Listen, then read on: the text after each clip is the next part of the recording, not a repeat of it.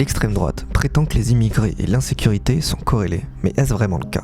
Premièrement en Suisse. Selon une source de l'Office fédéral de la statistique, 26% de la population serait étrangère, mais représente 44% des homicides, 45% des coups et blessures, 41% des vols violents, près de la moitié des viols.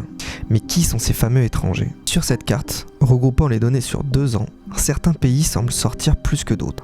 Des pays d'Asie centrale, et quelques pays du continent africain. Ces similitudes se retrouvent notamment dans les infractions routières ou même le trafic de stupéfiants. Mais plus en détail, ça donne quoi? Commençons par les étrangers de l'Union européenne, utilisés comme référence de base. Les Chinois sont moins représentés que les Européens, les Russes sont autant représentés, les Roumains 2 fois plus représentés, les Afghans et Pakistanais 3 fois plus.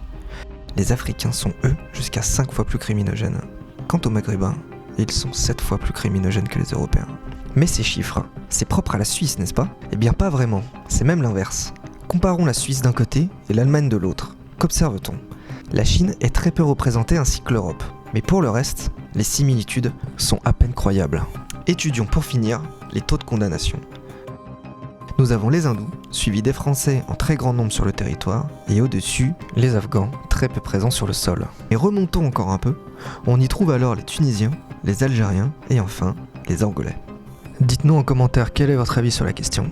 Merci d'avoir regardé le résumé. Abonnez-vous pour ne pas rater les études suivantes.